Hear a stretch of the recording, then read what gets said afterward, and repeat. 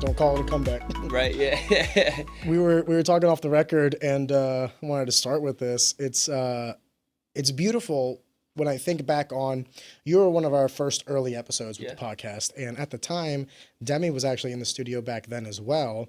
Only you guys had just recently moved in, and you were talking about like, this girl's pretty cool. I think I might keep her around. Yeah, million%. Yeah. Now, a year and a half later, you got a fiance, you got a baby. How does it feel, man? Dude, it's awesome. It's awesome, man. Honestly, like just like the growth over like the last year and a half since we got the house and everything has been like, it's been fast, you know. It's been a lot of things that is, you know, we've had a lot of tests, you know, and I feel like it's just kind of built us over that time, you know. And the baby came, and it was really not planned. Like we've talked about it before, you know, but it came, and we were like, all right, like let's do this, you know. Was it one of those things where like if it happens, it happens? But yeah, for sure. Like we both knew that we wanted kids, you know, and the timeline was, we never really discussed the timeline as far as like when do we want to do this, you know. But I feel like it's just one of those things. It's like you can't really prepare for it. I mean, I guess you can, but like for us, it was like when it happened, it was like, all right, like. Can I make a comment? I've had so many friends that have such issues with fertility that at this point, I tell everybody, like, just have kids. Yeah, literally. Just have kids. Yeah, for sure. Because when you try to sit there and plan it, too many people have had, I want to be careful how I say this. I don't know if it's like a reflection of genetics or diet or whatever. It just seems to be like our generation, more than others, at least anecdotally, seem to have issues with getting pregnant. 100%. And my one advice to everybody is like, don't try to plan it. Yeah. Like, I don't want to say don't try to plan it, but like, don't overthink it. Yeah. Like just try, and then hopefully it happens early. And if it doesn't, just don't put too much pressure on yourself. Me and Bruna was actually on the pill when it happened. And the initial thought that I had was like, that's a sign from God. You know what I mean? Like everybody around us was having issues. Meanwhile, so I was ecstatic. I'm just over the moon for you guys. And I think I say this all the time on the podcast. I think that having a child makes you better. Like it makes you a better individual. It definitely does. Both the woman and the man. Absolutely. Can you speak to that a little bit? Yeah, man. Just like as far as the level of patience that you have to have day to day. Yeah, oh, dude, it's a whole nother level of patience, man, and just.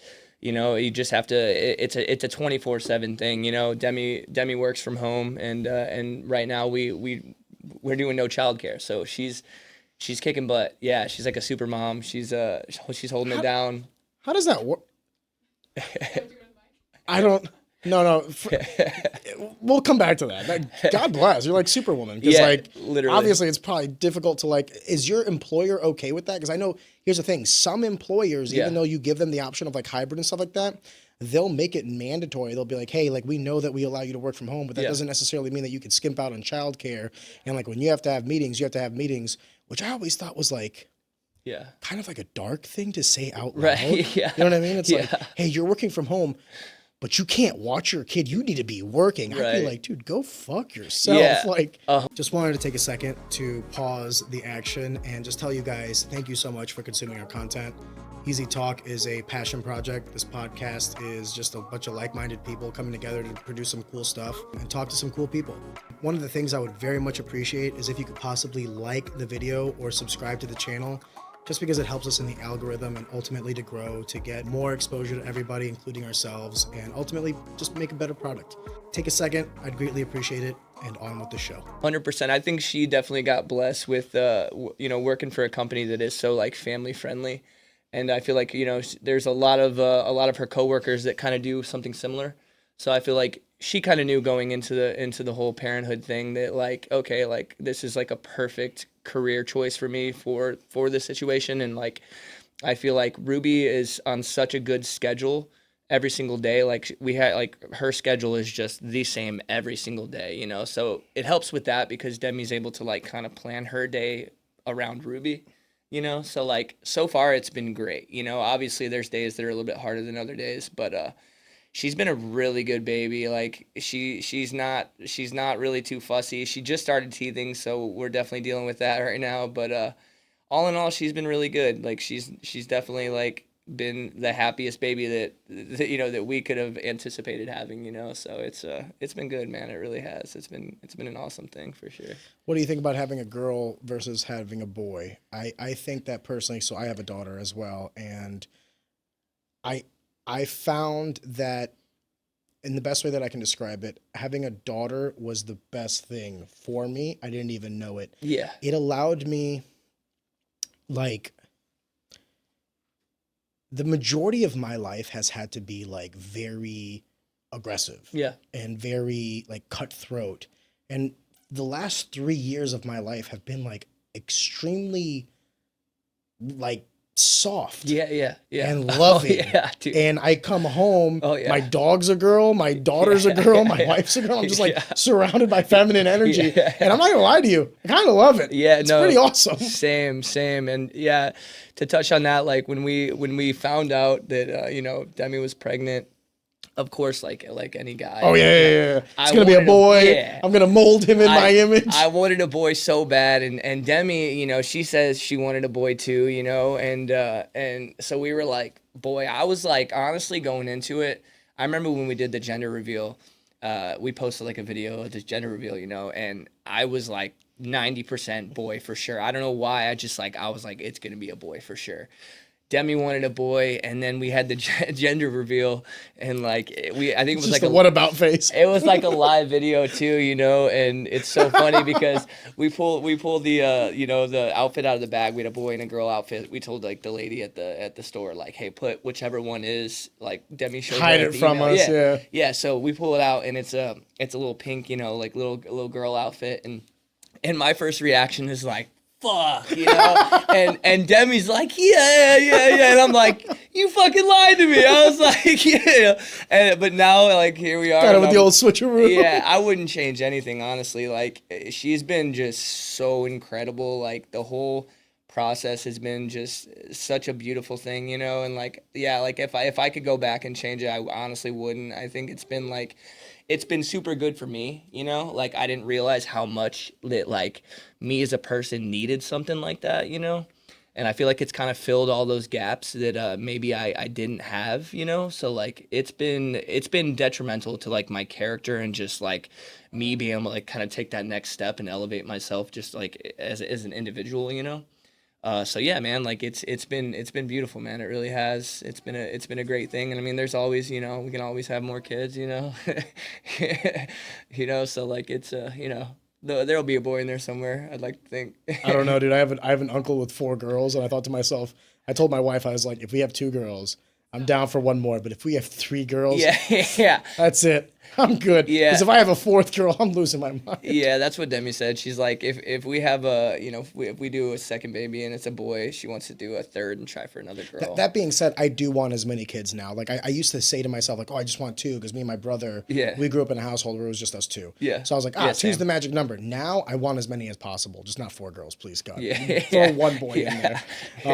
But like if we can have 5 kids, 6 kids, I'm not lying to you. I'm genuinely up for having as many kids as I can. Yeah. Because like my mentality now at this point in time is like I can always make more money like later on down the road. Yeah. Totally. But we can't always make more kids. You know what I mean? And more than that, I also want I want my kids to be close with one another for after me and my wife are gone. Does that make sense? Yeah, like, absolutely. I don't necessarily want to just have one kid for sure, not just one. I don't want them to agree. feel like they're alone in this world after we're gone. Not that like one day my daughter will have a husband and kids of her own or a partner or whatever lifestyle she decides to choose, but I don't know. I have my brother and my father, and ever since my mom died, we called ourselves the 3 Musketeers. You know what I mean? But my dad's kind of like getting up there, and you know, me and my brother have had some conversations here and there about like what we're gonna do with this, what we're gonna do with that, and it's so nice having another person to kind of that understands me at that fundamental level of like my brother was there. Yeah. He's older than me, so like he was there for my whole life. He knows me probably better than anybody on this planet. You know what I mean? Yep, similar. And I think to myself how powerful that is, and I want my daughter to have like as much of that as possible. Like I wish I would have had a younger sibling. Like I wish I would have I wish we would have had 3. You know what I mean? Yeah, totally. I think also that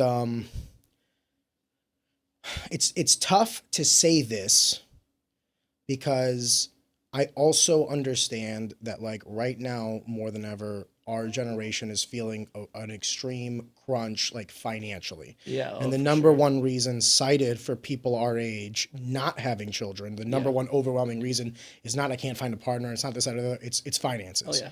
So I understand that there is like this grain of salt when I say like, oh, have half as many kids as you want. Yeah. Like the majority of the people that are listening will be like, oh, easy for you to say. You're young. Right. It is easy for me to say. Yeah. But like also, I don't think I'm wrong. No. Like No, I don't think I'm wrong. Yeah, no, I would definitely. rather, if you were to ask me what kind of lifestyle I would want, I would rather be like lower middle class or upper lower class with 3 or 4 kids Yeah. than be like upper middle class with no kids. Yeah, I agree. I would rather have that lifestyle. Yeah, I'd rather for sure. budget every day and be paycheck to paycheck with a house full of life Yeah, absolutely. than I got a Rolex for every day of the month, but Yeah, I agree. I'm in an empty home. No, for sure. Those are just like things that money can't buy. Like Absolutely. going, like, going. I leave whenever she gets up, and so I don't get too much time with her, and I get home and she's pretty much going to bed. But the times where I do get to get home and just even see her for like 30 minutes, an hour before she goes to bed. It's everything. It's just like It's medicine. coming home and just seeing like her, like right when she sees me, like the smile, it's just like there's literally no amount of money in the world that could give me that. You know what I'm saying? It's just like, and I feel like it's a conversation that's hard to explain to somebody who doesn't have that, And like I had people tell me this before I had a baby, and now I'm like, yeah, like I totally get it. It's a priceless feeling. It's hard to explain, but yeah, I'm right there with you, man. I would work, I would work, every job that I could if it came down to it, just to be able to do what we're doing now. I feel extremely blessed, to be able to do what we're doing, and just to be able to come home to them. And yeah, man, it's been honestly, it's been a beautiful thing with her. It really You guys has can't been. see this, but his daughter is just sitting here playing with her toys. Thank God we cleaned the floor. That's all I can say. No, We whenever. Yeah, we I mean, can. as long as you feel comfortable. yeah, Yeah. oh yeah, dude, oh for sure. Come on in. 5 months old. Yep, 5 months old. She'll be 6 months old on the 29th. No. She can touch it. Oh, okay. It is what it is. I will say this too.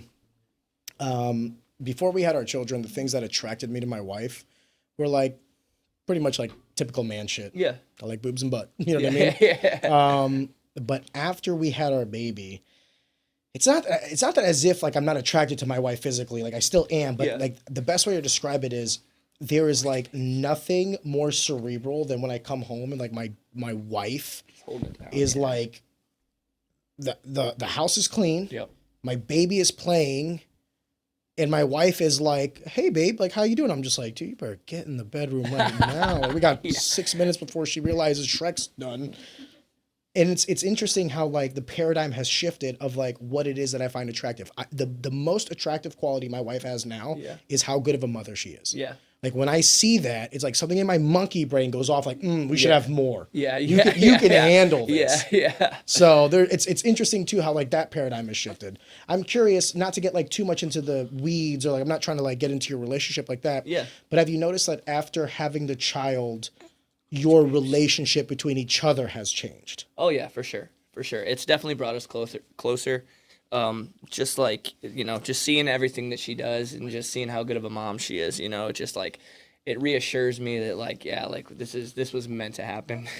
This was meant to be for sure, like she just does such a good job. And yeah, it definitely like you said, like, as we get more into it, it definitely, like the things that normally would attract me about Demi, of course, the physical attraction is still there, but like just seeing her as a mom, like is like, yeah, there's nothing that compares to that, man. Honestly, just seeing her and just seeing her and Ruby together and just, yeah, oh no. That's gonna be a clip. Yeah. That's gonna be a Take her. I might need a little tissue on that too. Can you get the roll? Nice. Go ahead. Listen, we're fighters. We're not football players. That was awesome. She said, if there's yeah. oh my God, can I tell you a story? There was one night where we gave Adriana way too much milk, okay?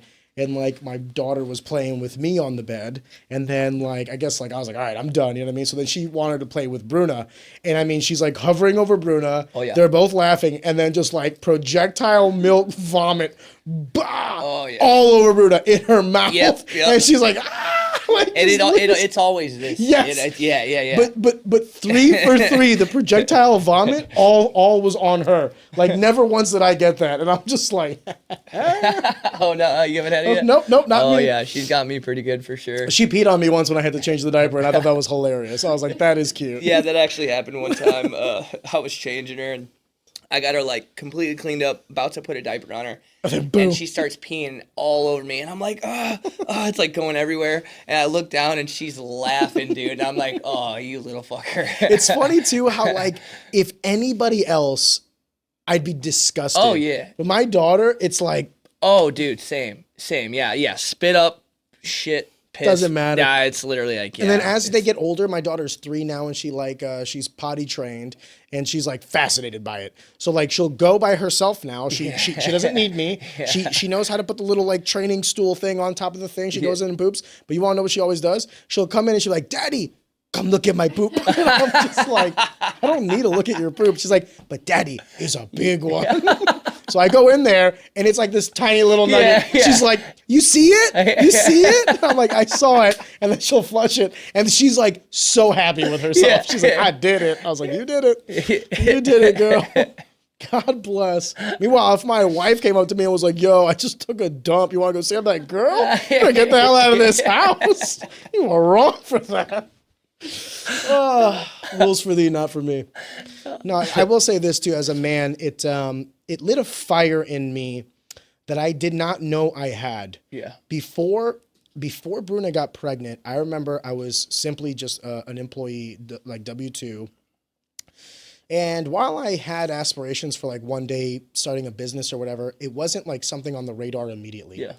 And then it was as if, like, when Bruna told me she was pregnant, is as if, like, something in me was like, dude, I have to generate more revenue. Yeah. Absolutely. I have to bring in more, and there's only so much that I can do as an employee. There's only so many opportunities as a W-2. So it's funny, too, how the trajectory of myself professionally, development-wise, once Bruna discovered she was pregnant, I mean, it just lit a fire under my ass. And it's interesting, too, that I see the correlation in you, because obviously you started the church. Yeah. And the previous time that you were here, we actually kind of delved into that. We talked about the humble beginnings of the church, how it started in a garage with your friends, and how it kind of slowly over the course of time morphed. COVID gave you this opportunity to go train outdoors. And then like when you guys were doing the Forest Park, Crondelet Park, Crondelet Park, you kind of were able to like, word of mouth. Yeah. It was a good microcosm to create the business that you currently have, right? Absolutely. Yeah. One of the things that we've been talking about off the record is the Flex Fightwear. Yeah. And more specifically, how hopefully one day soon we can kind of do something together with that. Yeah, absolutely. And the fascination that I have is the horizontal integration between the church and obviously Flex being an equipment company in the martial arts namespace. Yeah. When we were on last time, I don't know if you recall, but like near the end, you dropped that you were going to kind of go into this business, right? It's like 1.5 years ago. Yep. So if you don't mind, I want to take a step back. I want to ask probably a question I asked on last podcast, but I want to start this conversation there. And why was it that you wanted to get into the equipment of fighting as well? So, and not just training guys. Yeah. So it always came about where I would have somebody come in the gym and they would be like, okay, so like, like I need gear. Like, where do you recommend, where do you recommend me to get gear? And I'd always be like, oh yeah, this is the stuff that I like. This is the stuff that I use, and then it just got to a point where I was like, I need to just get gear. I need to, whether it's me wholesaling or, this is before I even got into the thought of starting an actual business, And then everything kind of just fell into place with me getting in contact with a dude who had a lot of experience with running companies, and he had had worked with HKA and he had worked with a couple different companies, and it was like he came in one day and he was like, oh yo, like these are try these gloves out, like not even business related, just like and I remember like trying them on. being like, yo, like these are really good gloves, you know? I was like, and I kind of put a bug in his ear. I was like, if I wanted to like start like a an equipment company, you know, like a fight gear company, like would you be down to like kind of connect me with some of your connections? And he was like, dude, yeah, like absolutely. I was like, oh hell yeah, you know. And then pretty much right after that, it was just like, okay, I need to find a name. I need like I'm not gonna rush it, you know, because I know what I want to do with this, you know. I'm not gonna rush it. I need to find something that sticks and like, you know, that's something that really speaks out to me. And right at that time, I had a dog that passed. It was, you know, I had him 15 years, you know, like he's tattooed on my stomach, you know, like this dog was like all the crazy He shit. was your dog. Yeah, dude, like all the crazy shit I'd gone through in my life, he was the one that like was through everything, you know, like literally just me moving out at a really young age and just, you know, figuring out life, you know, he was the co-pilot. He was there for everything, you know what I'm saying? And yeah, and then when he passed, I was like, his name was Flex. And it just, I was like, boom, immediately. I was like, oh yeah, dude, Flex Fight Gear. I was like, this is, and even like the, you know, the emblem that we use for the Flex, not on the gloves here, but our main like logo emblem is like tattooed on my stomach. And that's where I got I was like, yo, I think I just want to use this F that's like on this little medallion chain thing that he would wear. And then we just ran with it, you know, and it kind of just took off. And it always, it gave me like a little extra fire too, because I was like whenever he was passing, we did an in-home euthanasia, and I remember like as he was passing, like I remember just over and over and over like telling him like, I swear to God, dude, I'm gonna honor you. And this was before I even knew the I was gonna name him after the company. It's Company. yeah, I swore to him, I was like, I'm gonna honor you. I don't know how, like I'm gonna honor your legacy. Like you're like, he was everything to me. He's like the closest living thing to me, you know, like at that time. And like I was just, that was like I know a lot of people say like, oh, like it's like my child, but like that was literally like my child. Like that dog was, he was my best friend, you know, literally. And then yeah, so like once it all happened, it was just, I was fired up. I was like, all right, yeah, we're gonna really do this. We're gonna run with this, you know. Was it something that, if you don't mind, man, I want to take a small step back. Yeah. You were talking earlier about like the possibility of like, oh, well, I just gotta like kind of have gear myself. Was there ever this instance that you thought of like, not necessarily starting your own company, but just like buying a bunch of gear, like you said, wholesale, Yeah. and keeping inventory at the gym and then reselling that? So that's Did that ever kind cross your mind? that was kind of where it started. Yeah. So that was like, I knew I was gonna do that, and I actually was. That's how it started. So I was doing that. I would buy like a pretty good amount of gear, no logo on it, you know, just plain stuff, and I was just like hooking people up in the gym. It was really good gear, and I was able to get it at a pretty good. Because you were a gym owner, so you were buying in bulk. Instead of Exactly. one pair of Yeah. gloves, you're buying 20. Exactly, yeah. So like I'm buying in bulk and like people are coming in, I'm like, yeah, I got you. Shin guards, gloves, whatever you need, you know? So and really like the only thing that was left was for me to like have like an actual entity, like have like a name that I could drive the brand with, you know? And there was really no rush. I was kind of just doing it as it came, and then once he died, it was just like immediate, like everything clicked. It was like, oh, okay, it's time. Like we're here. Like this is I'm ready, you know what I'm saying? And Do you think that having started the church, it made it easier to kind of delve into a second endeavor? yeah, for sure. For sure. I feel like I had the blueprint, you know. I feel like I've always been very like you know, people savvy, like I've always been able to connect with people, you know, and I feel like with anything where you're required to sell something, I feel like that is a very huge part of it, I would right? say it's 100% of it. Yeah, Sales is people. a hun- Business is people. exactly, you know, and like all my life that's pretty much all I've ever been in is like sales, you know. And just being able to connect with people, and but at the same time being able to give them like something that I feel confident in as well, you know. So like that's where I was with the whole, you know, with the whole second business. I was like, I feel very confident in the equipment. I use it myself. I think everybody's going to really like the equipment, but I'm also going to be able to give it to them at a price that's much less than what they're paying for all this other gear that I feel is just as good, you know? So like, but yeah, but everything else, like just like the logistics and, you know, like the footprint was there, you know? So I kind of just, once everything kind of came up, you know, I had a buddy that was kind of helping me with some other stuff, you know, because he had some experience with it, you know, and he was just giving me some tips and, you know, kind of along the way. So it was like, as much as it was a little bit different than what I was doing, you know, it was still very similar, and it was in the same, you know, in the same field in a way, you know. So it was like, Do you, I want to keep this high level. You own the church like 100% of it. Yeah, right? 100% yeah. So equity. so I do have like a couple of partners, just like Are small they equity partners? yeah, But equity. minority stake. Yeah, oh yeah, minorities me for sure. Yeah, just small equity partners and just some guys that like one of my partners, like I brought in some guys. I brought in a guy that was that like had run multiple businesses, so it could kind of give me some insight there. I brought in another guy who was a lawyer, like a really good lawyer, Yeah, so it was smart. yeah. Smart. So like A mentor and legal counsel. That's yep. smart. And then another guy who was pretty much just like an investor, who was like The financier? yeah, exactly. So like between all four of us, it just kind of made sense. Everybody had had their part in the business, And then you'd be like the operations. yeah, the ones running it. exactly, yeah. So like it. Do they also train out of curiosity or no? Yeah, actually, Like, yeah. Do they have passion in the industry? Yeah, is actually, what I'm trying to ask. yeah. So there's two of them that actually train in the gym. Both of them have fought. Nice. Yeah, so it's pretty cool actually because it's like neither one of them really planned on fighting, but being around the gym, it just kind of like Infectious. you start training, and then you kind of start getting this like maybe I do want to kind of test myself. Usually it starts with a couple spars.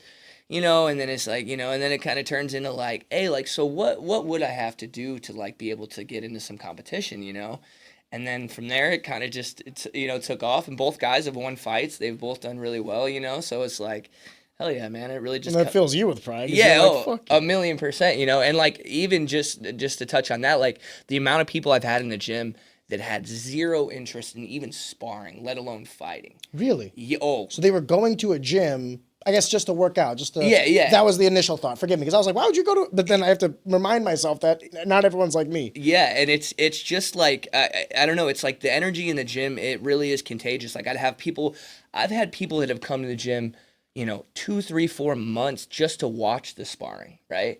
And then eventually one day they're like, man, I want to get in there. Like I want to get in there. I just want to see. I just want to see what happens. If I get my ass kicked, cool, But they're like, I kind of want to try this, Next thing you know, here they are, like 9 months later, a year later, and they're fighting, And they're just like, I never thought, Like, I think it's good for everyone. I agree. I think everybody Men should and at least one time. Yeah, I at agree. least one. And it could be an 100%. IKF point tournament. Yeah. It could be amateur. Yeah. Like you don't have to go pro or anything like that, but like get one in. Yeah. Because I'll tell you what it'll do. It'll give you the discipline of understanding what a camp is like. Yeah. Make you self-responsible for yourself, for your diet, for cutting weight, for showing up to practice. Absolutely. And then it'll also give you this. It'll humble you. Yeah. Totally. Because like I know so many people that not necessarily women, but a lot of men that are grossly incompetent when it comes to their physical capabilities. They perceive themselves to be much more dangerous than they actually are. No. I think that's actually like dangerous for them. Yeah, that's how you get hurt. It is. And it's like, yeah, it's funny because there's always two sides to it. There's like the people that are like, look, I want to come, I want to train. I don't want to spar. I don't want to fight. I just want to like get in shape and like learn how to defend myself and just learn some cool stuff. And That's then cool too. and they end up fighting, and doing really well. And then I have the people that come in and they're like the people that come in like, oh, I'm the fucking shit, And then they spar one time and they never come back, They get pieced up. And and it's hurt like the ego. Yeah, it's like an ego thing, and it's like but like they're also like a lot of times they come in. And they're like, and I'll tell them, I'm like, hey, look, I'll put you with somebody who will give you exactly what you want, So like, if you want to start light, like they're not gonna like bully you, they're not gonna like tough guy you, but like, if you come out hot, they're gonna match that, you know what I'm saying? And a lot of these guys come out 0 to 100, and I always tell them, I'm like, hey, do not come out hot. Get out there, like don't hit. When you start your first round, universe bar. Hit somebody as hard as you would hit a wall without trying to break a hole, put a hole in the wall. I always say, just give what you're willing to receive. That's it. Whenever I sparred anybody for the first time, I never told them like, oh, I'm going light, I'm going this. I would always just say, I'm following you. Yeah, exactly. You're leading this dance. Yeah, we're mirroring. If I even feel like you're trying to blast me, I'm not going to think twice. I'm going to blast you. Exactly. But if I don't feel like you're trying to blast me, by the way, when someone's pulling. For sure. If they hit something nice and they knew they had you and they're like, okay, I don't need to hit you hard. I know I got you. You know exactly. What I mean? Those are the best spars in my opinion. There's a time to go hard. Don't get me wrong. Yeah. But I would only exclusively go hard in my spars Yeah. with the guys that I trusted. 100%. If I didn't trust you, I didn't want to spar hard with you. I feel that. Sorry. I feel that, and I feel like the best guys are the dudes that are able to go light. I noticed that too. Is like the really good guys in the gym are the ones that can like sit there and spar like if they were in a sense right, they could spar like a 45-year-old mom and like and still make it like competitive. But like and make her feel like she's in there and she's learning. Right, but it's like it's always like the newer guys, and I have to tell them, I'm like, hey, like you're going too hard, like bring it down a notch. And they're like, I'm not going hard. I'm like, listen, dude. Okay, no, you're not. I'm just full of shit. And I'm like, listen, you're going hard. Like I understand, like with combat sports, I feel like it's so natural to want to like punch as hard as you can and like, you know what I'm saying? Well, I think what it is the problem, I know what it is. The problem is an overcoming of technique with athleticism. Yeah. And that's the thing. So like this guy touches you. Yeah. So you're like, well, he only touched me because I'm going 10%. Yeah. So if I go 30%, he won't be touching me. Yeah. So then you start going 30%. And the guy's like, all right, well, now I have to go 30%. And now he's piecing you up again. So now you got to go 50%. Yeah. And the thing is, I always tell people, if you have to overcome technique with athleticism, then you've missed the point of sparring. Yeah. Exactly. You should be wondering, how did this guy touch me going 10%? Exactly. Yeah. How did that happen? Yeah. I agree. This should be like, that should have been an easy parry. That should have been an easy slip. Right. Yeah. Well, how did he hit me? Yeah. So I agree 100%. But there is also something to be said about going hard, because I will say that is also important. Yeah. It's weird because like I think you need hard spars. Yeah. But you can't do that with just anyone. No. Because that's when you're going to get hurt. Yeah. And for me, there was like 2 or 3 guys that I felt like, and I would tell them like, oh, hey, we're going to throw the 6 ounces on. Yeah. I don't want to wear shin guards. Yeah. And I trust that you guys, if you're throwing a head kick, are going to pull it. And I trust that you're going to, because I had pro fights coming up and I wanted to feel what it was like to go shin to shin. Right. Yeah. I wanted to feel what it was like to for someone to hit a blast double as hard as they could off of a combination that I was doing. Simulate it as much as you're you could, trying to simulate it as much as possible, but you also like, the intention is to hit you. Right. And the intention is to hurt you. Yeah. But the intention is not to make it so that we can't do this again tomorrow. Yeah, exactly. Does that make sense? To damage you. It's so weird to say that out loud. But I remember me and Nico. Oh man, now I miss the guy because he's a special forces guy. But me and Nico Alcaraz, I mean, we would go to fucking war. Yeah. When we were in the gym, and it was the best sparring rounds, and I had some of the best performances of my career while I had him there. Yeah. And there was definitely a correlation between my rounds with him totally. and my performance out in the cage. I just felt more comfortable. I was like, this is basically what I do Monday through Friday with him. That being said, I go back to that caveat of I could not do that with everybody. Right. I couldn't. No. Also, credit to him, he was good enough for me to go hard. He had the skill and he set. Was able to hang. He's a pretty big dude too. Yeah. Well, that helped. But I guess what I'm trying to say is like, it's also a testament to like your partners, because what you're saying is you're acknowledging like, hey, not only are you trustworthy, not only do you have like the mental acuity to be able to execute this, you also have the physical capabilities to prevent yourself from being hurt. Yeah. So it's a compliment for me to be like, hey, Jamey, I got a fight coming up, brother. You and him are the only guys I want to go hard with today. If you guys don't mind, I want to do 10 5-minute rounds where I'm the guy in and you guys are funneling. So like when he's in, you got to break, and when you're in, he's got to break. And I just want to get broken today. Yeah, absolutely. And for me to come to you guys, that's like as much of a compliment, I think, as I could have given anybody in my fight career. Yeah, definitely. Not only do I trust you guys as individuals, and not only I feel like you guys are my brothers, but also you guys are good enough to hang with me. Yeah, definitely. Yeah, I feel like being able to look out for somebody in the sense of like, obviously, like you said, being able to do it the next day and not do any actual damage in the gym. Well, they might have a fight coming up too. But you know not what I mean? to not let you off the hook. And you know what I'm saying? Keep me honest. Yeah, exactly. Yeah. There were times where they started pulling a little bit. I was like, no, bitch. Yeah. I'm in the camp. This is what I'm here for. Yeah. God bless, but no. Yeah. I miss it sometimes, but it was like all good things come to an end kind of thing. Yeah. And I look back on it with fondness, but if you told me to do it again. Yeah. Just a new chapter. Fun. That's all. So I want to ask you a question, and that's like where you get your competitive edge from now, because you're not competing anymore yourself as well. Yeah. Do you get the competitive edge from your fighters fighting? Do you get the competitive edge from running a business, because that's its own sense of competition? Yeah, definitely. Do you get that fire burning from starting something new, or from all of it? Yeah, I would say it's a little bit of everything, honestly. I think there's a good balance between all three, being able to go out there and compete against the gyms that, you know, whenever I was young and I was training, I was like, these are the gyms that I looked up to. Like, it's so wild. Like, I remember the first time I competed against, you know, like St. Charles, it was like, holy shit, you know, because like this is like, you know, Kirk Huff and, you know, all the St. Charles, like those are the guys I came up with, you know, and to be able to be even in a situation, because I think so highly of those guys, you know, like Mike Rogers and Kirk, you know, and Joe and all those guys, like I think so highly of those guys. So to be in a position where we're competing against these guys, you know, and these other top gyms It's an around, honor.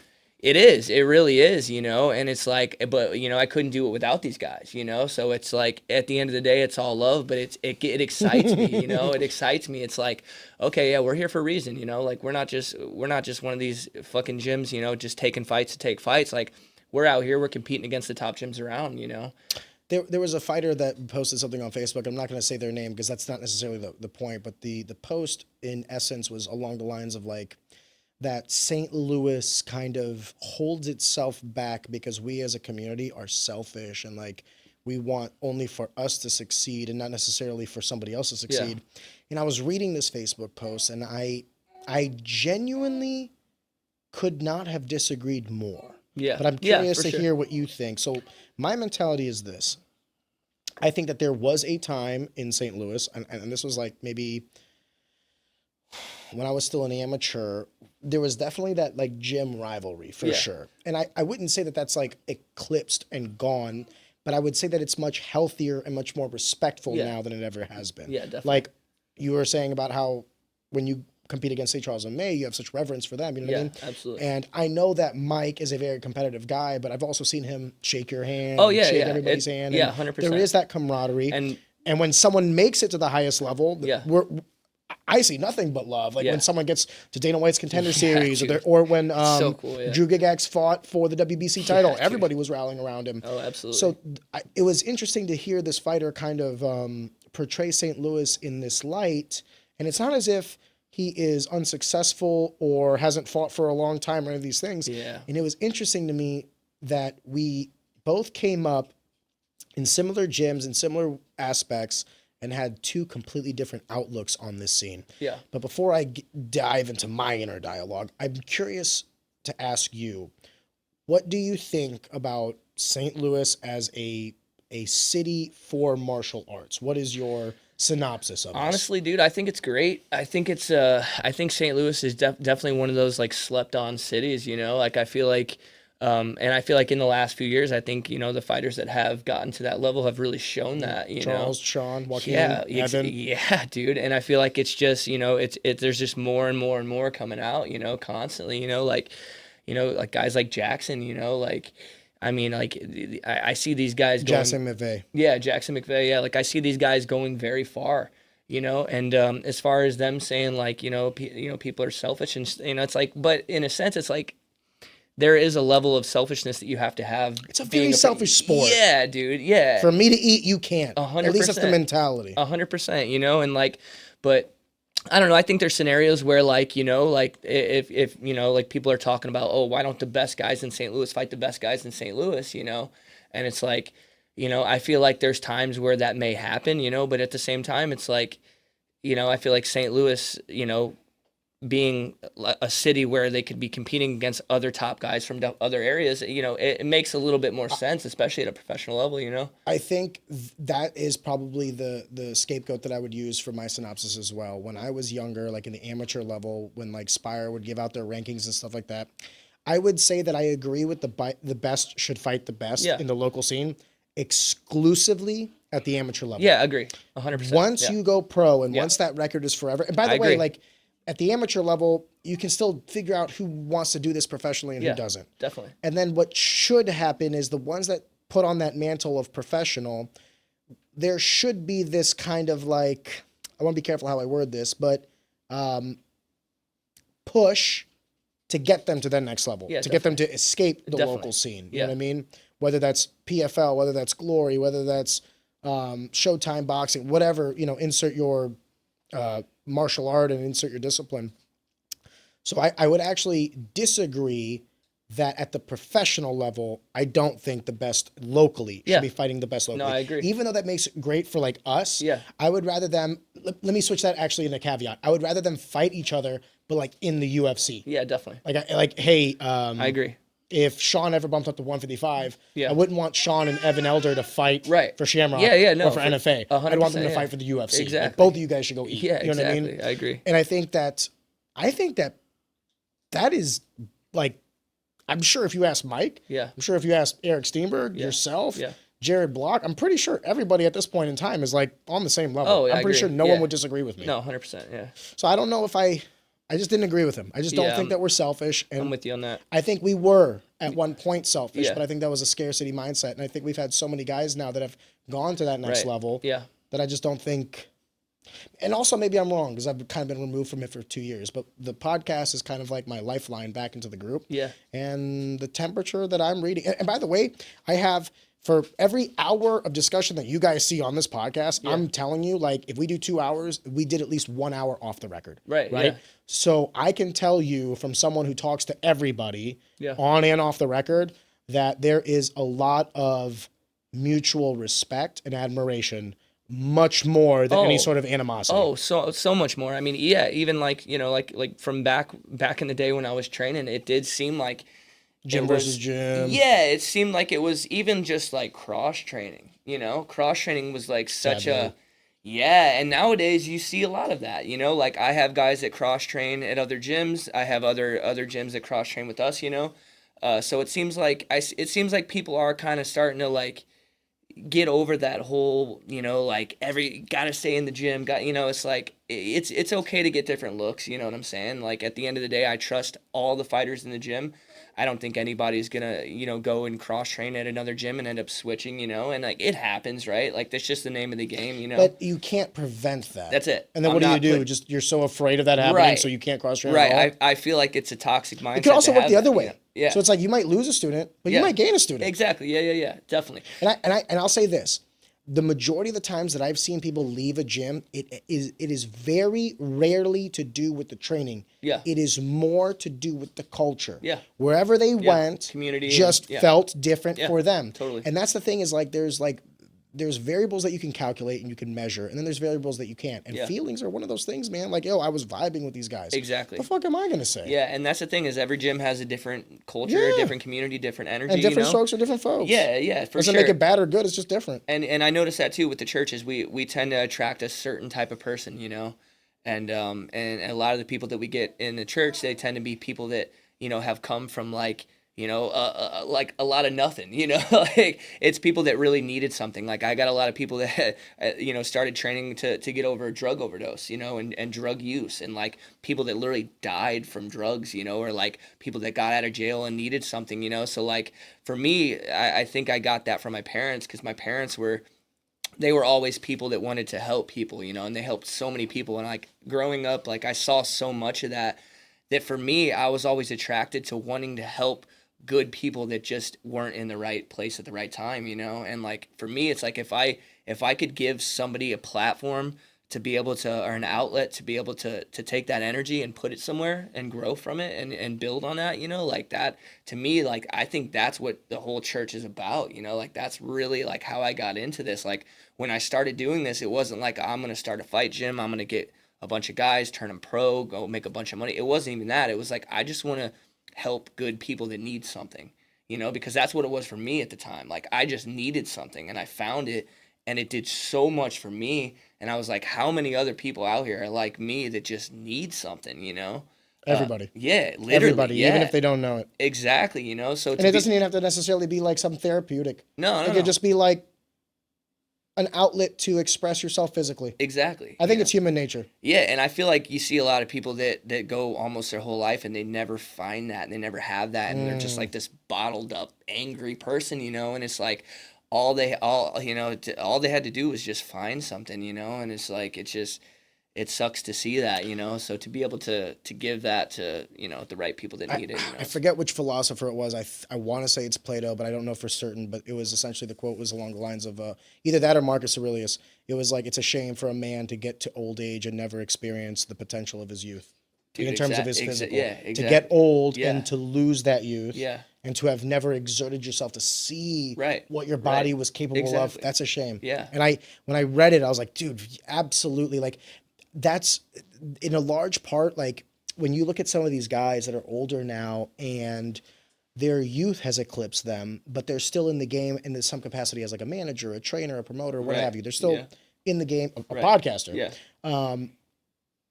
It's interesting to see the guys that like reached for it. They Yeah. tried Yeah. and how content they are, because it's one of those things I know for myself. It's like, yo, dude, I did all that I could. Yeah. And yeah. I got to do some pretty cool Oh, fucking fuck shit. yeah, dude. And when I look back, dude, I'm only 32 years old. Yeah. And I look back, I was like, oh my God, yeah, that's right. I did. Yeah. I did do all that. You know what I mean? dude. And then I'm thinking to myself, like, I completely forgot about half the shit that I did. Right. And now I can only think about like when I'm turned 42 and Yeah. 52. Yeah. And Yeah. it's interesting. And dude, I would advise, you don't necessarily have to fight, but I think that it'll be like a natural conclusion that comes if you're around this gym, if you're young. Yeah. No, if I you're agree. older, obviously not necessarily the case. But also, I see a bunch of older people get into jiu-jitsu and then do the Yeah. tournaments and stuff Yeah, like dude. that. So it's competition has many layers. For sure, and I feel like you learn so much about yourself being in that element of where you are having to test yourself, and you're having to adjust in scenarios, and you're having it's like you're having to adapt in certain scenarios that particularly that are harder, right? I feel like the more of that you put yourself into, the more you learn about yourself. And I feel like some people, they go so long, it's like they don't even know who they are, and it's like, how could you? You're so comfortable, It's like You never have to overcome anything. Yeah, exactly. You don't know who you are. Right, 'Cause exactly. You never have to see it. Exactly, So I feel like being in those scenarios, being in like really bad scenarios, I feel like they help you really kind of figure out who you are, because everybody deals with them differently. But if you don't deal with them at all, it's like, who are you? Who really are, It's like, I will also say that this is my anecdotal evidence, but the people that I've met in martial arts are just some of the most wholesome, good people. Absolutely. I've met a lot of people in corporate America that have never been punched in the face that need it. Yeah. And I've met a lot of people in martial arts that I just think are the nicest, most wholesome and genuine people. And I'm like, dude, I hope I say it all the time, like, God bless, but when certain people are on the podcast and like they're saying these things, and I mean it, because it's like, dude, good. I'm glad that all these people exist. I'm glad that all these people are around. And I'm glad that all these people, the Venn diagram of how I've interacted with them might be martial arts, but I'm glad that they're taking that experience and then going on to whatever it is that they're doing in their life and then sharing that as well. And definitely. I think it gives, I'll say this too, I think the growth of martial arts is more closely correlated to the anecdotal evidence of experiences that people have with martial artists than it is like competition. Right. Because boxing's been going around for ages, right? But like, it didn't really change the world. No. And then when jiu-jitsu got a little bit more prevalent, and then MMA got a little bit more prevalent, so you have more avenues in which to compete in martial arts. Therefore, more people are getting into martial arts. Yeah. I noticed now, like, one of the things I told those guys is, like, I'm a 32-year-old man, and I'm just kind of careful of how I walk this earth for two reasons. Number one, martial arts has made me more calm and humble. Yeah, And definitely. I'm just less prone to popping off. Right. But then number two, I don't know what these motherfuckers know nowadays. Yeah. I'm cold, but there's colder. Yeah, oh yeah. And I might fuck around with this like 18, 19, 20-year-old who's been training since he was 5, and he will fuck me up. Dude, And I'm too old for that. You really don't know these days, man. Yeah, some of these guys out here just look completely... I'm cool as a cucumber now. Yeah. And everyone's like, oh, well, you can hold your own. I was like, fuck that. Yeah. I'm good. You want a beer? Right. So where are you at with Flex, out of curiosity? So obviously the church is now at this position as an entity where it's kind of self-sustaining, right? Yeah, definitely. You guys have been in business now, what, 4 years? Yeah, 3 years? almost 4 years Almost in April. 4 years. Yep, Nice, 4 man. years in April, yeah. So I've been doing the church thing. It's probably been 6 or 7 years, going on 6, 7 years When you now. started in like the garage. Yeah, so like just started like, training people and coaching people, but the actual like brick and mortar has been about 4 years, almost 4 years, yeah. And then Flex has now been a thing, an entity in existence for what? It's been a year? About a year. Yeah, about a year. And the biggest thing with the Flex was just getting like a good base started, right? So like we wanted to put out just like, some gloves, some shin guards, and just start there and just really try to get everybody in the flex gear, And now it's to the point where we're like, okay, like now we're starting to open up some different avenues. Now we just dropped a Flex 2.0 glove, which is a little bit more expensive, but they're really solid gloves. Boxing, MMA, when you say glove, forgive me. So boxing, yeah, Gotcha. like a boxing kickboxing glove. 16, 14 ounce. Yeah, gloves. 16, 14, 12. So like, and I mean, they are very good. Like our base model glove is genuine leather, handmade. Everything they're very solid gloves, So it was cool to be able to drop another tier up, and people were like, they're better than these, and we're like, oh yeah, they're much better than these, So like, and and even then, like we have plans, going down the road, to even do it again, So it's, how is that calculation when you're sitting there discussing like what kind of product you want to make? There's this trade-off between quality and price. Right. So it's like obviously like if you have an X and a Y axis, like the higher the X axis being quality, right, then the higher the Y axis of price will be, yes. right? Yeah, absolutely. So where do you find that trade-off of like, okay, we can offer this glove for $60, and at $60 we can get this quality. Yeah. And we can offer this other glove at $90 and you'll get this quality. Yeah. Well, what is like the cap? Is it like could you do like a $500 glove and it's just like so insane? Like what's the limiting factor? So yeah, exactly. So I think that's exactly right. Like we wanted to start with the base model. We wanted everything to be genuine leather, so we didn't want to go under that. We wanted our base model to still be very good. You see a lot of companies that will do like synthetic and and then it just breaks apart as soon as it gets and it's sweaty. like this is not. Yeah, we're not.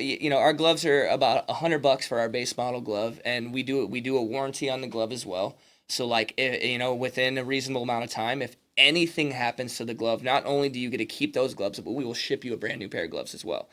So the quality is guaranteed, and even for people that are training regularly, like I've got to see a lot of wear and tear. Yeah, and I've got to make some adjustments on my own. Like, okay, we need to do this a little bit different, So even our base model gloves they're constantly changing as well.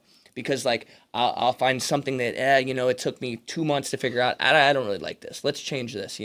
So we're constantly improving. We're never settling. So like the gloves are constantly improving in their own way.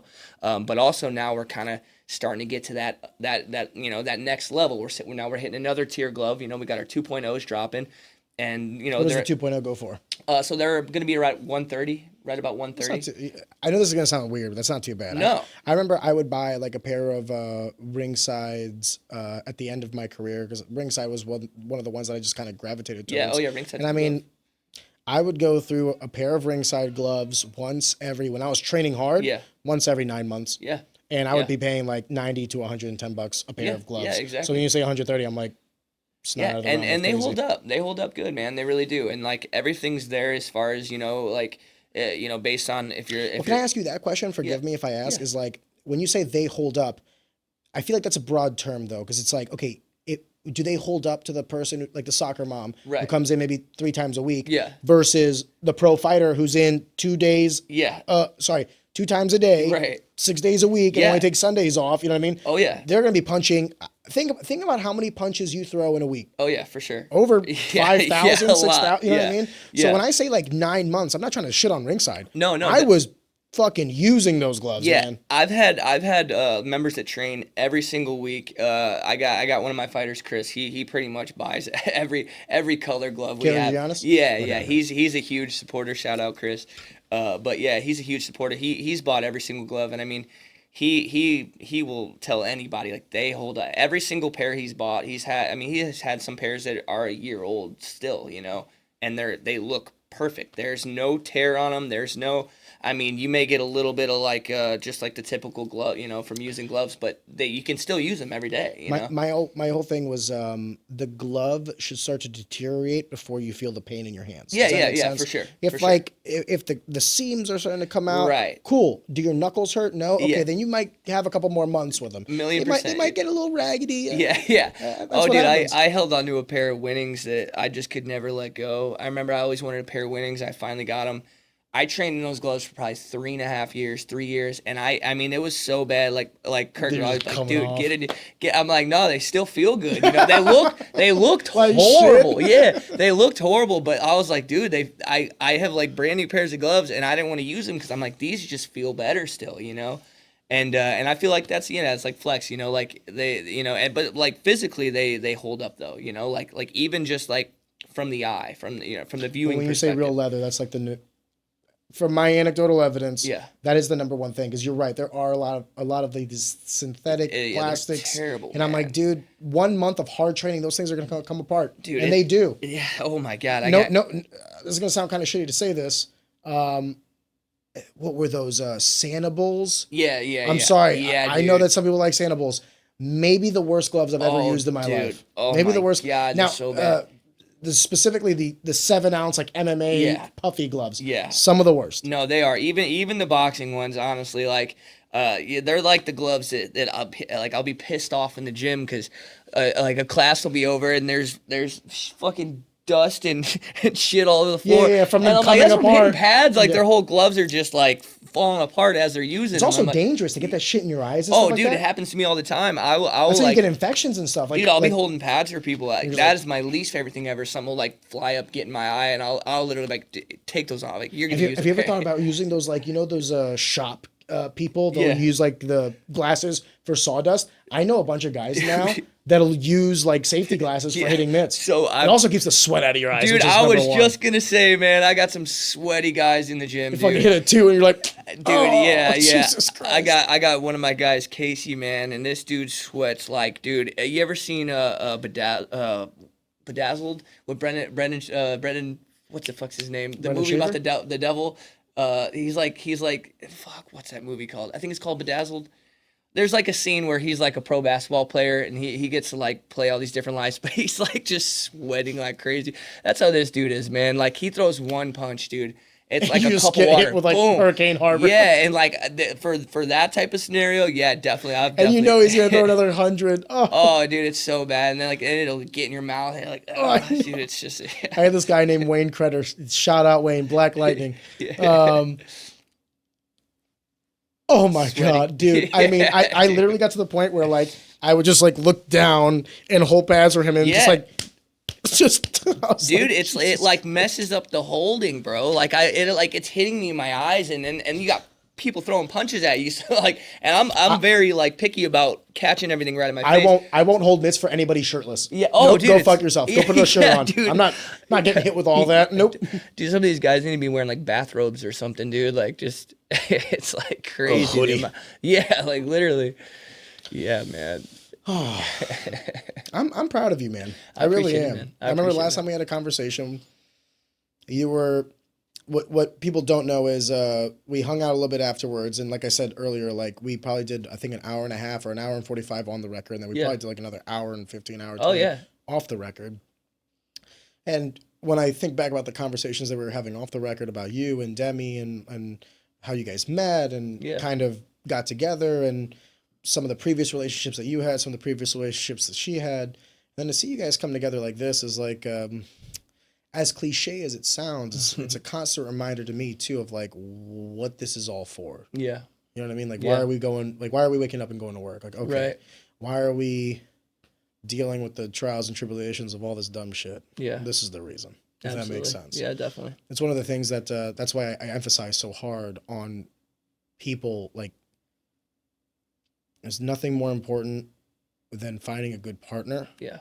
Even if you guys can't have children. Number one, finding a good partner, because man, is this life hard to take on by yourself. Dude, seriously. It's Yeah. going to cripple you. Yeah, absolutely. And then even if you have a partner, as anybody with partners would tell you, you're also going to have to take on their shit as well. Yeah, definitely. But there's something to be said about that, like unity and that strength in numbers, and that old what's the short black comedian's name? Kevin Hart. Kevin Hart. Yeah, yeah. Your bullshit is my bullshit. Yeah, yeah, And my yeah. bullshit is your bullshit. He's And- talking about a best friend, but Oh, my yeah, wife is dude. my best friend. And that's the truth. Because you were talking earlier about like how in the last couple months and the last year and a half that you guys have been kind of like, I'm sure it hasn't been all sunshine and rainbows. No. And I'm sure No, there's been a yeah. lot of times where I'm sure the tone in the house got really loud. Oh yeah. I want to be careful how I ask these questions because there's like an overarching theme I'm trying to express or talk about, not necessarily the details of it, but I'd be curious to ask, did it ever surprise you how like the person that you can find so much respect and love and admiration for could also sometimes be the cause of like the greatest amount of rage and Yeah. anger? Because dude, Yeah. my wife knows exactly what to tell me Oh, for to sure. piss me off. Like she knows my buttons, Yeah, and dude. she knows like Yeah. fuck you, pop pop, starts pressing them. Oh yeah, dude. It's not without merit or cause. I'm human. I mess up too. But I would be curious to ask you, and then I'll also chime in for myself as well. This is not a one-way street. But Yeah. did it ever shock you? You've obviously had previous relationships Yeah. that didn't work out. Yeah. And then to think about the relationship that did work out, for me personally, me and Bruna have gone through more shit, and we've made it through. Yeah, dude. Yeah. Women that I've had before, Oh, we for went sure. through like 1/4 of this dumb shit, and I was Yeah. like, get the hell out of my life. Literally, yeah. I mean, the amount of shit that me and Demi have gone through, even before Ruby, and of course, having kids, like, yeah, it's you get tested every week. There's tests. You're every marrying a single- gym owner.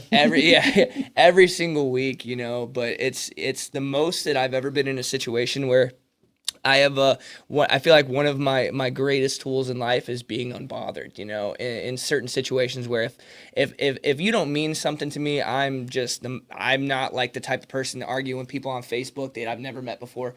Like, to me, that is just like, I don't know, I don't even understand. It's a waste of your time. Yeah, dude, and every relationship I've been in before Demi, I've had I will say it's been some pretty toxic scenarios, but I always felt so unbothered in these scenarios. I've been in positions where I could, I'd have partners trying to really pull it out of me, and I'm just like, Oh wow, that's yeah, and like I said, I feel like it's been like one of my superpowers, but Demi sure knows how to pull it out of me. She's so good. No, but it's like, for me, it's like I have to really It's a compliment. care. It is because he actually cares what you're saying and doing. I have to care, and like I care so much about Demi that it's like, when these things do happen, I'm like, God, and I'll have to speak every bit of my mind, sometimes 3 and 4 times in a row, and she's like, you basically said the same thing. I'm like, yeah, but it was different each time. I wish you guys could see her face. Yeah. But yeah, no, she definitely, By the way, if my wife was here right now, she'd be like, bitch, what are you mad about? yeah, and that's probably Demi too, yeah. And yeah. That's gonna So be what specifically? It's gonna be a long drive home. Well, yeah. I'll tell you this, if it gives you any solace. I remember early in our relationship when we were still like going out. I had just recently moved in. COVID happened, and I told Bruna. I tell her often. I was like, if we survived as a couple, Yeah. lockdown, and there was a moment where her parents were flipping a home, and they sold the home too quick before their new house was ready to live in. So they lived with us for like 3 months during lockdown. By the way, the awesome part about that was her mom was an amazing cook. Yeah.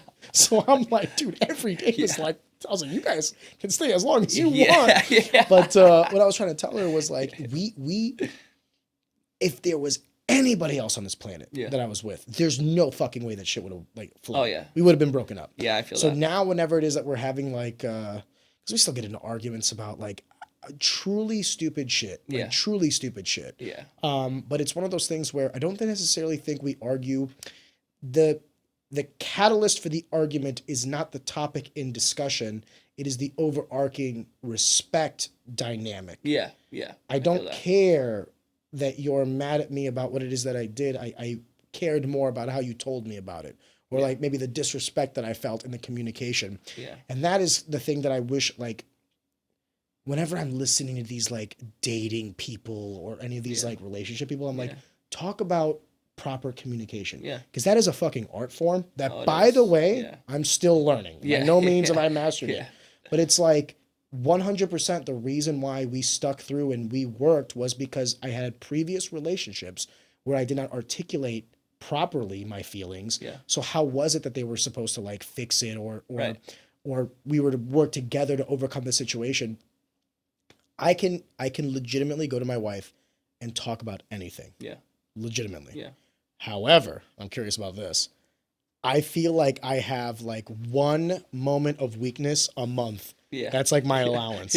Yeah. Like if I can't be weak like 2 times in a month. Yeah. I don't know if I'm crazy, but Bruna was like talking to me. She's like, you don't like really like open up a whole lot about the things that are like on your mind. I was like, if I told you about all the things that stress me, if I told you about all the things that I'm shitting my pants about continuously, you'd stop losing, not respect, but you wouldn't admire me as much. Yeah. So it's like, I can let you in a little bit about these deep, dark secrets and like fears of mine. Right. But I can't overwhelm you with them. Yeah. She kind of took offense to that. And I was like, really? Like maybe, am I the bad guy here? Yeah. Does that make sense? No, am I it does. crazy? It does, for sure. So what am I going to do? Go up to you like every other week and like, oh my God, my life is so hard. Yeah. Dude, if I were you, I'd be like, shut up, pussy. Like, suck it up. Yeah. Go get out there and own the world, you know? Yeah, no, absolutely. I don't know, man. Relationships be hard, yo. All I know is this. They are.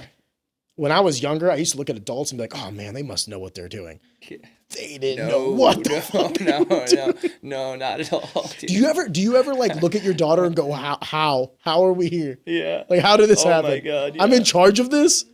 Yeah, we do. Sometimes we'll just be Does she still sleep in a bassinet, or where does she sleep? Oh, I'll let Demi tell you.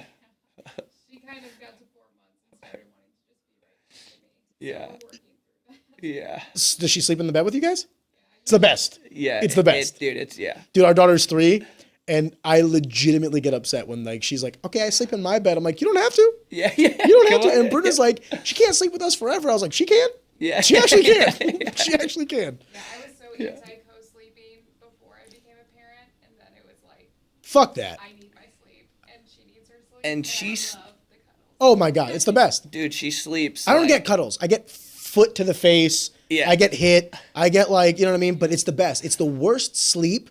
And Bruna tells me, she's like, how come like every time Adriana sleeps with us, like you're bitching and you're moaning and all this other stuff. I go, yeah, I would rather not sleep, but with you guys in the bed than to sleep in an empty bed. I was like, fuck that. Whenever I travel for work and I'm like in this empty ass bed, I'm like, Bruna's always like, oh, I bet you got a good night's sleep. I was like, no. No, not at all. Yeah. I need a toddler to come kick my face. Yeah. It sounds so stupid. No, but it definitely like, you know. How is it for you? Because obviously you guys sleep in the same bed. So yeah, like, so Demi. they're cuddling and you're just sitting there like. Yeah, Demi hogs the shit out of her, dude. I'm not going to lie. Well, he doesn't sleep as still. So I'm a mover, so I'm like, you know, I'm practicing like You do have to be careful because she's still little. Yeah, no, I do move a lot, so it tends to be, which I'm not totally complaining about because I tend to get about 75% of the bed, and then Demi's like bassinet, boom, and I mean she could take more of the bed, but she doesn't. I'm like, I mean, well, if you're not gonna take it, like exactly, I'm like, you know, yeah, like somebody's got to, you know. So I'll sleep like a starfish and shit, you know, and it's yeah. We because Adriana's getting bigger, we have a queen, right? Yeah. And then the queen was always fine for me and Bruna, you know what I mean? And she's like, I think we need a king. I was like, no, fuck that, because then like we're all gonna be. I was like, I'm gonna go get a full mattress. And we're gonna be even make it even smaller. No, yeah, maybe that's what we. No, I'm joking. That's no. we went down from a king to a queen. We did, yeah. I didn't think we needed as much space, but now. Just wait. I think we could use it. When she gets bigger, just wait. Because here's the thing, they never sleep vertical. They never sleep vertical. Yeah. For some reason, my daughter's like, her feet are at my face Like, and her head's at Bruna's face, and she likes the pillows. And I'm just like, I got a toe in my eye. Does it ever dawn on you that this is just the start? Yeah. You know what I mean? Yeah, it does. 5 months. It does. Welcome to the next 50 years. Literally, yeah, and I mean that's like Demi says this all the time, and it's like it always puts it into perspective for me. But she's always like, do you realize that like for the rest of our lives we're gonna be mom and dad? Yeah. You know, like we're gonna be mom and dad for the rest of our lives. Like we're always gonna. First of all, I'm daddy. Yeah, Papa, Poppy. But yeah, you know, and it does. But it's at the same time, it's like. You know, it's so easy to be like in a situation where I'm like I'm excited for her to walk. I'm excited for her to say daddy. I'm excited for, you know, but it's like also I don't want to miss anything. You know what I'm saying? And like even me being gone, you know, morning, come back, she's going to bed. I don't get a lot of time with her when I'm working, you know, because just the way the schedule works, you know. It's like there's times where I'll come home and she'll be doing something. Ruby will be doing something. I'm like, when is she? This is new, you know. And Demi's like, oh no, she's been doing that like the last 3 days. And I'm like, shit, I had no idea. Like, I'm like, it's crazy how fast it happens, It's I'm gonna say something, and I don't know if a lot of people are gonna give me flack about this, but I actually think that that's the way it should be. yeah. Bruna is so good with my daughter, like the first 1 to 2 years, that like it's not that I didn't love my daughter. Obviously, I loved my daughter, but I realized that like she's just so much better at that early stuff than I ever am. Like, she just is. Dude. Like the empathy, the soft nature of it. I was like, dude, you are crushing this. Yeah. I'll be on my phone, like on Google, looking up like at what point did because everybody tells me, at some point, the girls are gonna just be obsessed with their dad, and I'm looking For it a up short time. yeah. And then she gets her first boyfriend. Right, And and like I'm like looking, I'm like, at what point does that happen? Because I'm like, there's times where like there's nothing in the world that could fix Ruby besides her just needing Demi. I mean, I could. When she gets a little older, and when I say a little older, my daughter's 3. She just turned 3. I'm finding my stride now. Yeah. Like play. I take her on dates. Like when Bruna's out with the girls. She'll be like, "Hey, do you want to watch Adriana? Like me and my sisters are gonna go out." I was like, "Cool, I'll take Adriana out." Yeah. She's like, "Oh, really?" I was like, "Yeah, fuck yeah." So like every time my daughter, my wife goes out, I take my daughter out on a date. I love it. Yeah. Like this is now where I'm starting to hit my stride because she's 3, but she can talk. She has she has my personality. Here's the other thing I'm gonna say. Yeah. Boy, am I paying for all the dumb shit I ever did. Yeah. Because my daughter is giving it back to me. My daughter is giving it back to me. I was on the phone in my car, and I was like on a business call, and I was like, "You dumb motherfucker," and all this other stuff. And then my daughter behind me, "Daddy, don't say that. Don't say that, Daddy, is a bad word." And I'm just like, so I'm trying to motherfuck this guy. And I got my 3-year-old in the back like, "Daddy, you don't say that." My 3-year-old's yelling at me. Yeah. Do you know how demoralizing it is to be on a business call? And I'm like, "Listen here, motherfucker, you're going to do this." And then my daughter in the back, she's reminding you, And then this guy's like, "Is your daughter in the back?" I was like, "That's not what we're talking about right now." Yeah. Don't change topics. Yeah. I felt like it was a 2-on-1. I was getting zoned out. Anyway, no, it's just I'm starting to hit my stride now. Yeah. Predominantly with play. Yeah. Like if Adriana wants to feel safe and secure, it's mom. If Adriana wants to have fun, it's dad. Yeah. I'm still like at that point where I'm like, because like I'm always like, what can I do? Like I want to be like as present of a dad as I could be, like.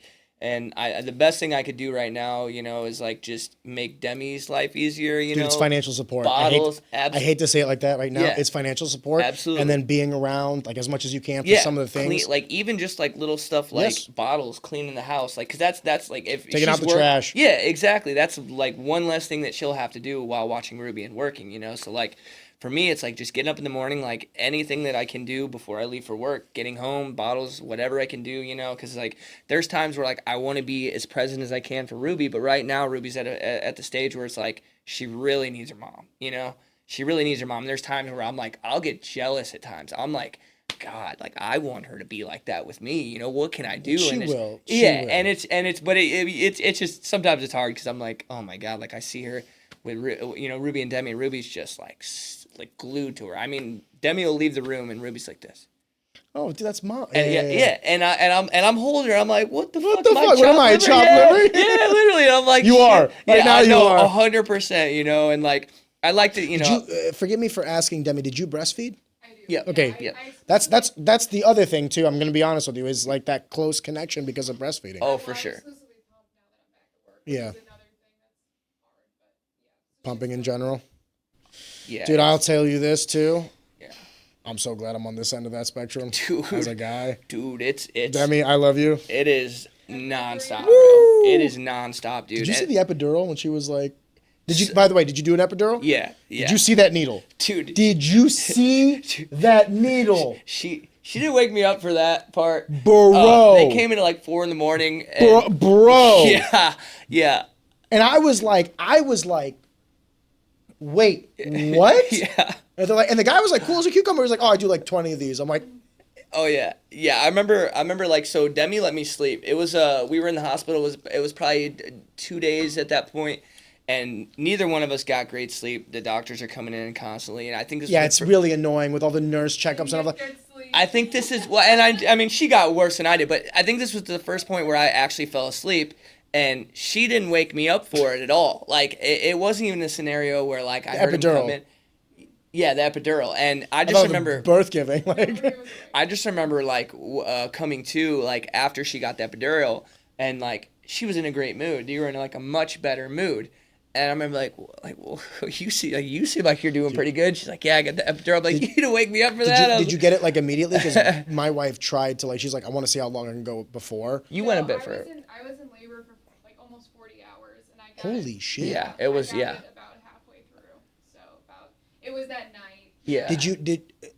So me and Bruna, we made the mistake of thinking that her water broke because she was in the shower and she's like, I'm pretty sure my water broke. I was like, okay, well, if you're sure, let's go to the hospital. Yeah. She was also 9 months and 1 week pregnant. So oh wow. At a certain point, we were like talking about like, okay, so like, are we going to induce? You know what I mean? So when we got to the hospital, they realized like, dude, you're not even like, you're half a centimeter dilated. Like they did the Pitocin. Thank you. And I think that's what makes it worse though, because it forces you to dilate. Yeah. Because like that was the one time I've ever seen Bruna in like excruciating pain. Yep. Where like she couldn't handle it. Same with her. And I was like, same with her. I'll tell you this. I didn't realize as a man how much I enjoy the role of protector. Oh yeah. Because when my wife came to me like I can't do this anymore, I felt so helpless. That like I was like, okay, like what do you need? Yeah, I'll do it right now. You know what I mean? Like there was, that's the one thing I will say that I don't think. When I was talking with like older men and stuff like that, they would tell me like, oh, it'll be fine. Like this is what's gonna go on all this stuff. But like not one single older guy ever told me about how helpless I would feel. Yeah. As a guy, like I'm there and I like to think that I'm like helping. I'm not doing shit. Yeah. I'm just like, hey, you want some water? I'll go get some more ice. Exactly. You know, like that's basically all I can do. The ice and the water. Oh my god. That's all you can do. You know what I mean? Literally, yeah. Meanwhile, she's over there like struggling, and you're like, dude, I feel I did this to you. Yeah. I am so sorry. Yeah, literally, dude. I'm so sorry.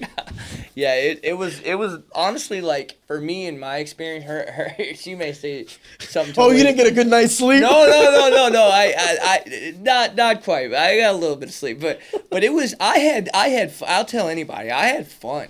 I had fun. I did too. I swear, dude. I had like actually a lot of fun. Like it felt like very like just like oh my god, like we're doing this, you know. Like it felt like a mini vacation, but the vacation was just us meeting Ruby, you know. And but yeah, dude, it was honestly like I'll never forget that like 3 days that we were in the hospital like for the rest of my life. Like it was 3 days is also a lot to me. God bless.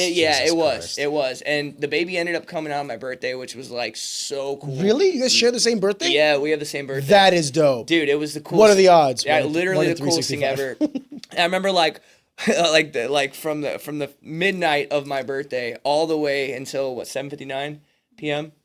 Like I'm like, she gonna come today, right? And they're like, like you know, and then Demi's like, she better fucking come, dude. man. And I remember like 4:30, 5 o'clock. I usually was around the time I would go and let the dogs out and feed them and then come back, you know. So like the nurse came in, she's like, hey. You need to go feed your dogs. And I'm like, what's going on? She's like, we're having a baby. And I was like, fuck. Yeah. I was like, because at this point, they were not really sure if we were going to have her on my birthday. And so I was like. Did they ever broach the topic of a C-section? No? Okay, thank God. Yeah, no. Like, I think they may have talked about it they explained it to everyone. Yeah, but I don't think they thought. I meant more like, you know, is this happening? Should we just do the C-section? You know what I mean? Things like that. I know... it's not even about like the whole natural birth or whatever like that. It's just about the whole healing process afterwards. Yeah. I didn't realize, I used to think like, oh, C-sections are so easy. Like you just cut in there. No, that is like the healing for a C-section is so much longer and so much more painful than like natural birth. That was the other thing. I'm thankful that I didn't have to get a C-section. That was my biggest fear going into it because I pushed for 3 hours. So I was like, I thought that they were going to say, it was. All right, it's time to, It was crazy, like just how long Demi pushed forward with like nothing happening, like literally like, telling me, they're like, you're so close. They're, like, and I'm looking, I'm like, we're so close. Dude, you know what our doctor did when the head was like coming out? She's like, you want to see that? I was like, fuck it, I'll see it. You know what I mean? Oh, dude. He watched the whole thing. I no, they let me help deliver the baby. Pretty much, dude. Like I'm most mind-blowing thing I've ever seen in my life. Oh, it was the most mind-blowing. Dude, I was like high def videotaping it like You know, I was close. I didn't show anybody. It shouldn't be on his phone. I didn't show. Debbie's not even seen it, dude. Debbie's not even seen it. But I was in. Hey, I was in the cinematic mode and everything, bro. I was in the cinematic mode. I was like, oh yeah, I'm getting all the angles. His money's worth from that iPhone. And then I remember afterwards, I was like, babe, you want to see? She's like, no, I don't want to see it. I was like, well, I guess nobody's gonna see it. I'll tell you this too. It amazes me at the human body's ability to recover, because considering what I wasn't there, but I might watch the video later. Yeah. But what I saw my wife go through, and then like within 36 hours, she's walking around, slowly. Yeah, dude. Yeah, no, she couldn't lift anything. I think they told her for like 48 hours or something like that. But like she was like, she cooked. You know what I mean? She made pasta that day or whatever. Yeah. And I was thinking to myself like, bro, I've had shits where I had to go take a nap, like a nap afterwards. Yeah, dude. Wow. Oh, it was wild, dude. I remember, and like it was so funny because we had, I think, like the most perfect doctor for just our dynamic. It was like was it a female? Yeah, it was a female doctor. It was Ain't like no way no man doctor delivering my baby. Yeah, I was like, hey, watch your hands. Yeah, watch exactly. Like hell no. Everything wrong. Yeah. Oh yeah. He was. Oh, like, you had a man doctor first? No. Oh, just a nurse, like a RN. And he came in, and all the girls pretty much chewed him out. Like, get the fuck out of here, you know? And I was like, all right, yeah, Lizzie, get out of here, man.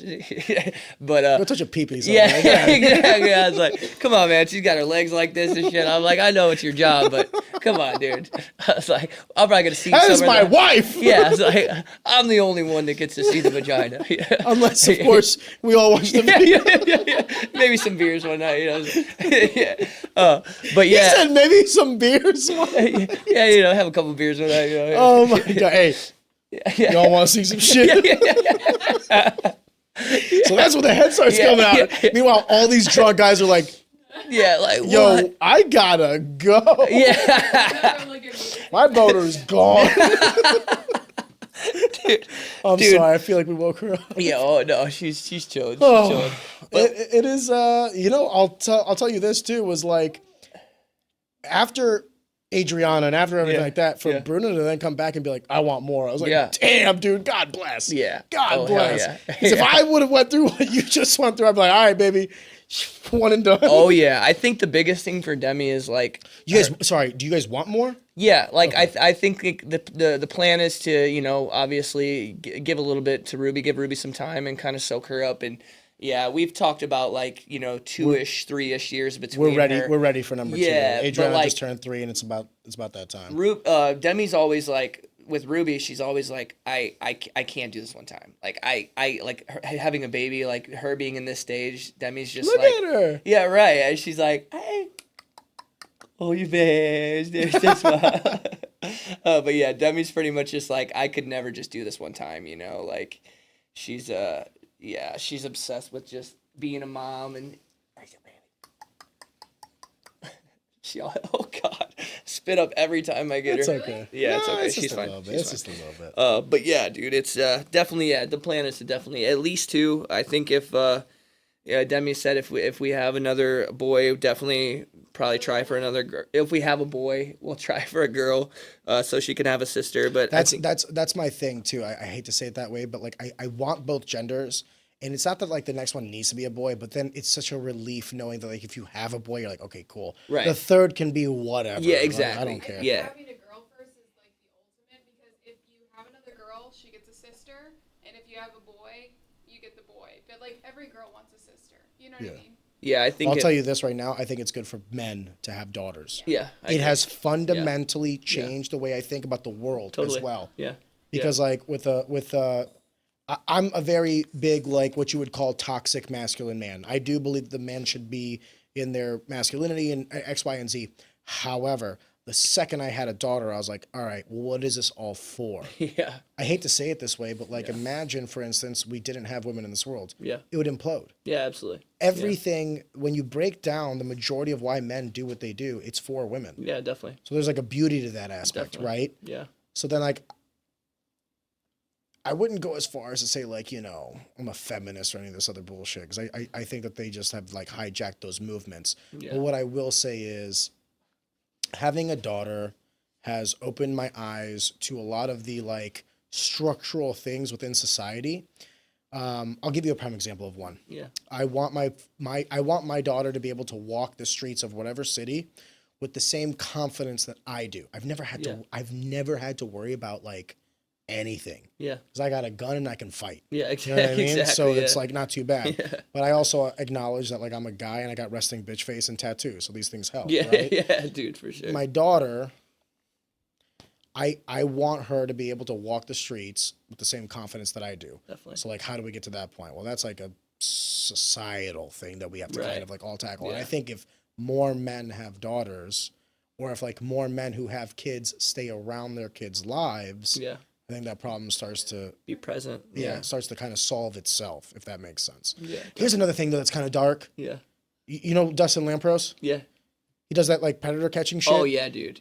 I'll tell you this that like kind of destroys my faith in humanity is like how many predators are fucking out there, and it's not like just like he caught this one school teachers, bro, dude, principals. He caught this one Jewish church teacher, dude, going for like little boys, and I'm like, yeah, that's the thing that really fucks me up with it is like. You don't even know. I have no tolerance. No, same. And it's like, but I feel like ideally you think like this creepy, like, so normal. Yeah, you think like this creepy janitor type guy, you know, but it's like, no, dude, it's like a pastor of like a church or something, you know? Or like, I had to do, like, I'll do you one worse. I had a buddy who like, we were around this like 15-year-old, 16-year-old at the gym. And the second she turned 18, he was like trying to mac on her. And then he got upset because I was like, that's fucked up. Yeah, he's like, why? Weird. She's legal. I go, no, that's fucked up because the way you looked at her, like you looked at her like that since she was like 15, 16. 100%, Bro, also, you're like 30 something, my man. Yeah, that's crazy. Yeah. What do you have in common with an 18-year-old? Have you ever talked to an 18-year-old? Yeah. Oh, yeah. It's a hard conversation. The kids, dude. It's a hard conversation. The kids, dude. Yeah. I'm surrounded by high school kids. Sorry, buddy. I'm surrounded by high school kids, and I'm just reminded of how like little they are. Yeah. They're smart. Don't get me wrong. Like intellectually, they're way more sharp than I was at that age. But like, it only reinforces my like, just because they have technology and the ability to know more things does not remove their innocence. Does that make sense? Definitely. And they should still be protected. Yeah, absolutely. Which is why I also don't think that these kids should be able to go to the armed forces at 18. I'm not gonna lie to you. I was thinking about that too. I was like, it's so crazy. Yeah. I had these two seniors graduate, and I thought to myself, like, damn, man, if there was a war, you guys would get drafted. Dude, yeah, my dad fought in North Korea like 17. Woo! Yeah, 17, dude. He's wild. Yeah, shout out to Don, R.I.P. So I actually lost my dad like about a month ago. Yeah. It's been a pretty. I'm so sorry, dude. Yeah, it's been a crazy month. He was like literally like 90, almost 93. Almost 93. Yeah. God bless. Yeah, Demi was there with me through the whole process. We were on the way to take Ruby to the park. Was it like you knew it was coming? Like...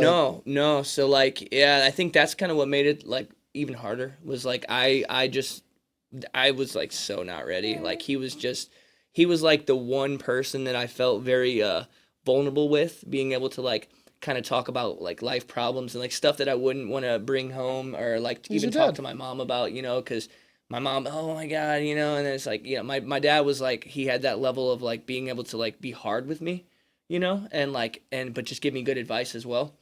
And so it was just, you know, it was rough. Like we were on the way to take Ruby to a park and my mom called and pretty much was like, I'm trying to give him CPR, you know, and so we rushed over and yeah, it was rough. Were you the first child that had a child? No, so I actually have so I have 3 siblings. I have 2 brothers and a sister. My oldest brother's actually dead, but they're like half siblings and stuff. And my dad's 93, so like 2 of my siblings are like we're in their 50s, and then my full blood brother. Shout out, Dad. Yeah, dude, he had me at 60. Yeah, he had me at like 60 years old. So like, yes, he did. Dude, yeah, dude. He was an OG, man. I'm sorry, man. Rest in peace. I'm so sorry. Dude, he was. I mean this with all respect. Oh no, 100%, 100%. Homie wasn't shooting blanks. No, dude, no. He was like just the most like straight up just. You know, his name was Don. We always call him the Don. Just like old school Italian guy. You know, just real, just a real like just 100% dude. You know. And yeah, that was really hard losing him. I mean, it's still I'm still going through it, but like, Dude, of course. Demi and Ruby definitely keep me grounded. You know, like every time I see her, it's just like it's she keeps me grounded. It's hard to think about anything else whenever she's around. And Can I present to you a realization that I came to? Yeah. Only after I had my daughter. It is the responsibility of the child to bury the parent. It is a task, and it is a thing that we will all have to overcome. But that is the way that it should be, because the alternative, I was thinking about, like, oh yeah, I genuinely hope to God that I will never see the day I want to die before my kids. I want to die before my wife. I want to die first. I want to die first. And I think to myself, because like when my mom died, and I'm sure you felt this when your father died, is like fuck, you know what I mean? Like we have to do all this stuff, and you have to see the body and all these other things. It's just this monumental moment. But then what gives me solace is the understanding that like it would have been so much harder for my mom to have to bury me than for me to bury my mom. Exactly. Yeah, no, I feel and that. it's the beauty. I think there's a beauty, and I hate to get religious because I'm not the most religious guy, but I think that's the beauty of mortality. Because, so hear me out on this one. Maybe I'm crazy, but maybe you guys will agree with me. When you're younger, the idea of death kind of scares you because you're like, well, what do you mean? Like this will end one day? Like, no, I don't want this to end. I want to go on forever. Yeah. Then as you get older, you develop more things that are expanded past you. Yeah. The love for a dog. Yeah. The love for a partner, right? Yeah. The creation of new life. And then you realize the beauty of mortality is that you're temporary. Right. And that if I could live forever and outlive the things that I created, there's nothing I would create that I would love. Yeah, exactly. So it's like you're doing this thing that you guys came together to do is so much bigger than both of you. Yeah. That it will outlive you. Totally. And like you can't help but be in awe in that. And then I start looking at mortality as like this beautiful thing. Like, yes, I don't want to see the end of this thing. I want to end before this thing does.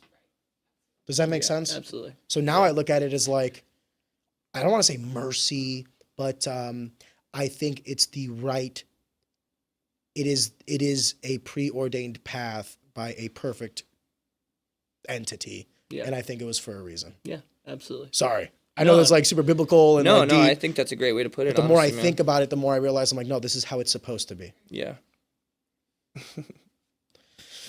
Brother, I appreciate you bringing your family here. Dude, absolutely, man. I appreciate all the conversations that we have off the record as well. I can't wait for what the future holds. Yeah.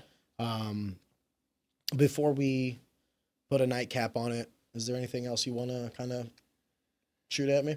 Well, I was gonna shoot my dad out, but we just, please, dude. R.I.P. the Don. You know, like it's still fresh. You know, it's still fresh, but it's one of those things that like, you know, like seeing Ruby. It's you know, I feel like he's still here. You know, and I feel like everything I'm doing is just like the best thing that I could do is you know, just take care of my family, take care of my mom. You know, and you know, I know my dad's looking down and he's seeing everything I'm doing, and like that's just the best way that I can honor him, you know, is just like giving my mom as much as I can give her, you know. Like we just got back from Vegas last week and I took her to the Mojave Desert. Yeah. What do you want to say? What do you got to say? Shout out the Don. You can shout out. You guys shout out. What you got to say something? You say something? But just R.I.P. You know, it's his memory will live on. You know, and everything I do, we'll kind of honor that. You know, and he'll kind of. I feel like he's gonna be just everything I do, every chapter of my life. I feel like I just want him to kind of live through everything that I'm doing. You know, and I feel like that's the beautiful thing about, you know, being a parent and having kids and stuff like that is she'll go on to do the same thing. You know, and whenever we go, that's you know. I intend for her to kind of do the same thing and honor me and Demi, and, you know, so it goes, for sure. That's how it goes. Jamey, I appreciate you, She's a hair puller, man. She's a hair puller. I'm really happy for both of you. Hey, thank you, man. Thank you so much. My man. My brother. Thank you. My man, thank you, man. Appreciate you, buddy. No, this was my pleasure.